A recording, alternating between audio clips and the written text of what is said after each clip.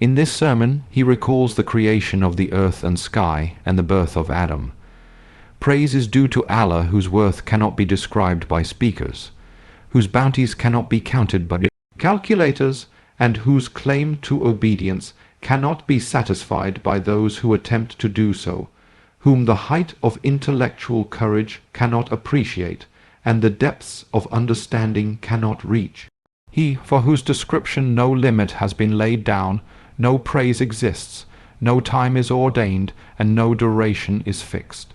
He brought forth creation through his omnipotence, dispersed winds through his compassion, and made firm the shaking earth with rocks. The foremost in religion is the acknowledgment of him. The perfection of acknowledging him is to testify him. The perfection of testifying him is to believe in his oneness. The perfection of believing in his oneness is to regard him pure. The perfection of his purity is to deny him attributes, because every attribute is a proof that it is different from that to which it is attributed, and everything to which something is attributed is different from the attribute. Thus, whoever attaches attributes to Allah recognizes his like. Who recognizes his like regards him as two. Who regards him as two recognizes parts for him, and who recognizes parts for him mistakes him, and who mistakes him points at him, and who points at him admits limitations for him, and who admits limitations for him numbers him. Whoever said in what is he, held that he is contained, and whoever said on what is he held, he is not on something else. He is a being, but not through phenomenon of coming into being. He exists, but not of non-existence. He is with everything, but not in physical nearness. He is different from everything, but not in physical separation. He acts, but without connotation of movements and instruments. He sees even when there is none to be looked at from among his creation. He is only one, such that there is none with whom he may keep company, or whom he may miss in his absence. Creation of the universe, he initiated creation and commenced it originally, without undergoing reflection, without making use of any experiment, without innovating any movement, and without experiencing any mental aspiration. He allotted all things their times, put together their variations, gave them their properties, and determined their features. He knew them before creating them, fully realizing their limits and confines, and appreciated their propensities and intricacies. When the Almighty created the openings of the atmosphere, expanse of firmament and strata of winds, he allowed water, whose waves were stormy and whose surges leapt one over the other, to flow on to it. He loaded dashing winds and breaking typhoons, ordered them to shed it back as rain, gave the wind control over the vigor of the rain, and acquainted it with its limitations. The wind blew under it, while water flowed furiously over it. Then the Almighty created forth wind and made its movement sterile, perpetuated its status, intensified its motion, and spread it far and wide. Then he ordered the wind to raise deep waters, and to intensify the waves of the oceans. So the wind churned the water like the churning of curd, and pushed it fiercely into the firmament, throwing its front status on the rear, while the stationary status flowed till its level was raised, and the surface was full of foam. Then Almighty raised the foam to the open wind and vast firmament, and made therefrom the 7 skies. He made the lower one as a stationary surge, and the upper one as protective ceiling and high edifice, without any pole to support it, or nail to hold it together. Then he decorated them with stars and the light of meteors, and hung in it the shining sun and effulgent moon under the revolving sky, moving the ceiling and rotating firmament. Creation of the angels. Then he created the openings between the high skies, and filled them with all classes of his angels. Some of them are in prostration and do not rise. Others are in kneeling positions and do not stand up. Some of them are in array and do not leave their status. Others are extolling Allah and do not get tired. The sleep of the eye, or the slip of wit, or languor of the body, or effect of forgetfulness, does not affect them. Among them are those who work as trusted bearers of his message, those who serve, speaking tongues for his prophets, and those who carry his orders and injunctions. Among them are the protectors of his creatures and guards of the doors of the gardens of paradise. Among them are those whose steps are fixed on earth, but their necks protrude into the skies. Their limbs are out on all sides, their shoulders are in accord with the columns of the divine throne, their eyes are cast down before it, they have spread their wings down under it, and they have rendered between themselves and all else curtains of honor and screens of power. They do not think of their Creator through image, do not impute created attributes to him, do not confine him within abodes, and do not point at him through illustrations. Creation of Adam, Allah collected clay from hard, soft, sweet, and sour earth, which he moistened with water till it became pure, and kneaded it with moisture till it became gluey. From it he carved an image with curves, joints, limbs, and segments. He solidified it till it dried up for a fixed time and a known duration. Then he blew into it out of his spirit, whereupon it took the pattern of a human being with a mind that governed him, intelligence which he made use of, limbs that served him, organs that changed his status, sagacity that differentiated between truth and untruth, tastes and smells, colors and species. He was a mixture of clays of different colors, cohesive materials, divergent contradictories and differing properties like heat, cold, softness and hardness. Then Allah asked the angels to fulfill his promise with them, and to accomplish the pledge of his injunction to them by acknowledging him through prostration to him and submission to his honored status. So Allah said, "Prostrate to Adam," so they prostrated except Iblis, Satan. Holy Quran 2:34, 7:11, 17:61, 18:50, 21:116. Self-importance withheld him and vice overcame him, so that he took pride in his own creation with fire and treated the creation of clay contemptuously. So Allah allowed him time in order to let him fully deserve his wrath and to complete man's test and to fulfill the promise he had made to Satan. Thus he said, "Verily you have been allowed time till the known day." Holy Quran 15:38, 38:81. Thereafter Allah placed Adam in a house where he made his life and his stay safe, and he cautioned him of Iblis and his enmity. Then his enemy Iblis envied Adam's abiding in paradise and his contacts with the virtuous, so he changed his conviction into wavering and determination into weakness. He thus converted his happiness into fear and his prestige into shame. Then Allah offered to Adam the chance to repent, taught him words of his mercy, promised him return to his paradise, and sent him down to the place of trial and procreation of progeny. Allah chooses his prophets from Adam's progeny. Allah chose prophets and took their pledge for his revelation and for carrying his message as their trust. Throughout the course of time, many people perverted Allah's trust with them, and ignored his status, and took associates along with him. Satan turned them away from knowing Allah and kept them aloof from his worship. Then Allah sent his messengers and a series of his prophets toward people to get them to fulfill the pledges of his creation, to recall his bounties to them, to exhort them by preaching, to unveil before them the hidden virtues of wisdom, and to show them the signs of his omnipotence. Of these signs he showed the sky which is raised over them, the earth that is placed beneath them, a means of livelihood to sustain, death that makes them die, ailments that turn them old, and incidents that successively betake them. Allah never allowed his creation to remain without a prophet deputed by him, or a book sent down from him, or a binding argument, or a standing plea. These messengers were such that they did not feel little because of smallness of their number, or the largeness of the number of their falsifiers. Among them was either a predecessor who would name the one to follow, or the follower who had been introduced by the predecessor.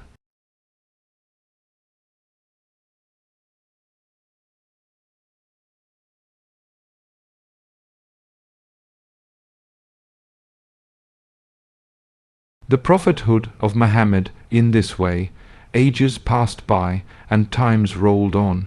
Fathers passed away while sons took their places till Allah deputed Muhammad as his prophet, in fulfillment of his promise and in completion of his prophethood.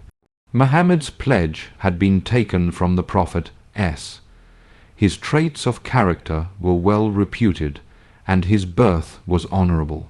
The people of the earth at this time were divided in different parties. Their aims were separate and ways were diverse. They either loved Allah and his creation, or twisted his names, or turned to those other than him. Through Muhammad, Allah guided them out of wrong, and with his efforts took them out of ignorance. Then Allah chose Muhammad to meet him, selected him for his own nearness, regarded him too dignified to remain in this world, and decided to remove him from this place of trial. So he drew him towards himself with honor. Allah may shower his blessing on him and his progeny. The Holy Quran and the Sunnah, but the Prophet left among you the same that other prophets left among their people, as prophets do not leave their people intentionally in the dark, without a clear path and a standing ensign. He left the book of your Creator clarifying its permission and prohibitions, its obligations and discretion, its repealing injunctions and the repealed ones, its permissible matters and compulsory ones, its particulars and the general ones, its lessons and illustrations, its long and the short ones, its clear and obscure ones, detailing its abbreviations and clarifying its obscurities. In it there are some verses whose knowledge one is obligatory, and others whose ignorance by the people is permissible. It also contains what appears to be obligatory according to the book too, but its repeal is signified by the Prophet's action, sunnah, or that which appears compulsory according to the Prophet's action. But the book allows not following it, or there are those which are obligatory in a given time, but not so after that time. Its prohibitions also differ. Some are major ones for which there exists the threat of fire, hell, and others are minor ones for which there are prospects of forgiveness. There are also those of which a small portion is also acceptable to Allah, but they are capable of being expanded. In this same sermon he spoke thus about the Hajj. Allah has made obligatory upon you the pilgrimage Hajj to his sacred house, which is the turning point for the people who go to it as beasts or pigeons go towards spring water. Allah, the most glorified one, made it a sign of their supplication before his greatness and their acknowledgment of his dignity. He selected from among his creation those who, on listening to his call, responded to it and testified to his word. They stood in the status of his prophets and resembled his angels who surround the divine throne, securing all the benefits of performing his worship and hastening towards his promised forgiveness. Allah, the most glorified one, made it his sacred house an emblem for Islam and an object of respect for those who turn to it. He made obligatory its pilgrimage and laid down its claim for which he held you responsible to discharge it. Thus Allah, the most glorified one, said, Allah, purely for Allah, is incumbent upon mankind the pilgrimage to the house, for those who can afford to journey thither, and whoever denies, then verily Allah is self-sufficiently independent of the worlds. Holy Quran 3:96. The foremost in religion, din, is his knowledge. The literal meaning of din is obedience, and its popular sense is a code. Whether the literal sense is taken or the popular one, in either case, if the mind is devoid of any conception of divinity, there would be no question of obedience, nor of following any code, because when there is no aim, there is no point in advancing towards it. Where there is no object in view, there is no sense in making efforts to achieve it. Nevertheless, when the nature and guiding faculty of man bring him in contact with a superior authority, and his taste for obedience and impulse of submission subjugates him before a deity, he finds himself bound by certain limitations as against abject freedom of activity. These very limitations are din, religion, whose point of commencement is knowledge of Allah and acknowledgement of his being. After pointing out the essentials of the divine knowledge Amir, Al-Mu'minin has described its important constituents and conditions. He holds those stages of such knowledge which people generally regard as the point of highest approach to be insufficient. He says that its first stage is that with the natural sense of search for the unknown and the guidance of conscience, or on hearing from the followers of religions, an image of the unseen being known. As Allah is formed in the mind, this image, in fact, is the forerunner of the obligation to thinking and reflection, and to seeking His knowledge. But those who love idleness, or are under pressure of environment, do not undertake this search despite the creation of such an image, and the image fails to get testified. In this case, they remain deprived of the divine knowledge, since access to the stage of testifying after the formation of image is by volition. They deserve to be questioned about it. But one who is moved by the power of this image goes further and considers thinking and reflection necessary. In this way, one reaches the next stage in the attainment of the divine knowledge, namely to search for the Creator through diversification of the creation and species of creatures. This is so because every picture is a solid and inflexible guide to the existence of its painter, and every effect to the action of its cause. When he casts his glance around himself, he does not find a single thing which might have come into existence without the act of a maker so much, so that he does not find the sign of a footstep without a walker, nor a construction without a builder. How can he comprehend that this blue sky with the sun and the moon in its expanse, and the earth with the exuberance of its grass and flowers, could have come into existence without the action of a Creator? Therefore, after observing all that exists in the world, and the regulated system of the entire creation, no one can help but conclude that there is a Creator for this world of diversities, because existence cannot come out of non-existence, nor can existence sprout forth from nothingness. The Holy Quran has pointed to this reasoning thus: What? About Allah is there any doubt, the originator of the heavens and the earth? 14:10. But this stage would also be insufficient if this testimony in favor of Allah is tarnished by belief in the divinity of some other deity. The third stage is that His existence should be acknowledged along with belief in unity and oneness. Without this, the testimony to Allah's existence cannot be complete, because if more gods are believed in, He would not be one, whereas it is necessary that He should be one. The reason is that in case of more than one God, the question would arise whether one of them created all this creation, or all of them together. If one of them created it, there should be some difference to distinguish Him, otherwise He would be accorded preferential status without reason, which is unacceptable to the mind. If all have created it collectively, then the status has only two forms. Either He cannot perform His functions without the assistance of others, or He is above the need for their assistance. The first case means He is incapable and in need of others, while the other case means that there are several regular performers of a single act, and the fallacy of both has already been shown.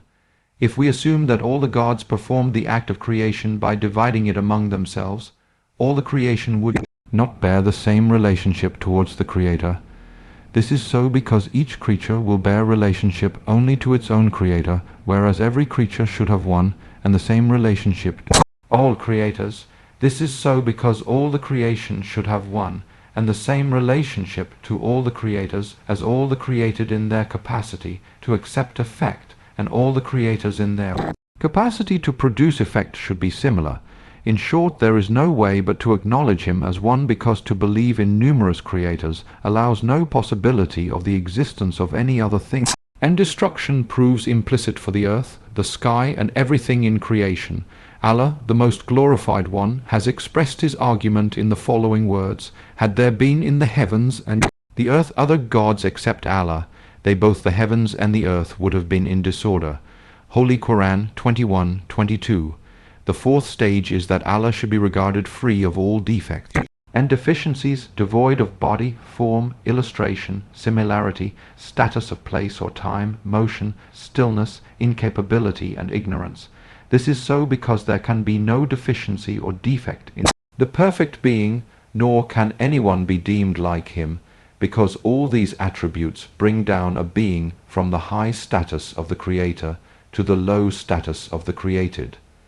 That is why, along with unity, Allah has held purity from deficiency of equal importance, Say, He Allah is one alone, Allah, the needless, He begets not, nor is He begotten, and there is none like unto Him.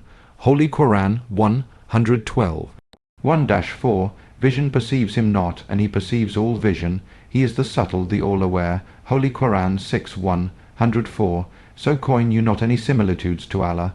Verily Allah knows everything, and you know not. Holy Quran 16-74. Nothing whatsoever is the like the like of Him, and He alone is the all, hearing and the all-seeing. Holy Quran 42:11. The fifth stage of completing His knowledge is that attributes should not be put on Him from outside, lest there be duality in His oneness. Deviating from its proper connotation, unity may fall into the labyrinth of one in three and 1, because His being is not a combination of essence and form, so that attributes may cling to Him like the smell of the flowers or brightness in the stars. Rather, He is the fountain, head of all attributes, and needs no medium for manifestation of His perfect attributes. If He is named omniscient, it is because the signs of His knowledge are manifest. If He is called omnipotent, it is because every particle points to His omnipotence and activity. If the power to listen or to see is attributed to Him, it is because the cohesion of the entire creation and its administration cannot be done without hearing or seeing. But the existence of these attributes in Him cannot be held in the same way as in the creation. He should be capable to know only after he acquires knowledge, or he should be powerful and strong only after energy runs into his limbs, because taking attributes as separate from his being would connote duality, and where there is duality, unity disappears.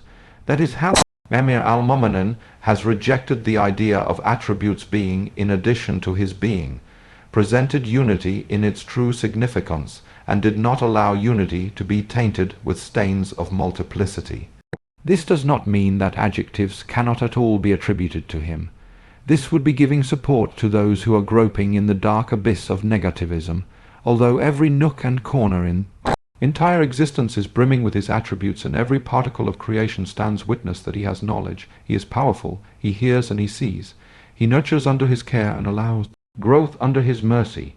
The intention is that for Him nothing can be suggested to serve as an adjunct to Him, because His self includes attributes, and His attributes connote His self. Let us learn this very theme in the words of Imam Abu Abdullah Jafar ibn Muhammad as-Sadiq, comparing it with the belief in unity adopted by other religions, then appreciate who is the exponent of the true concept of unity.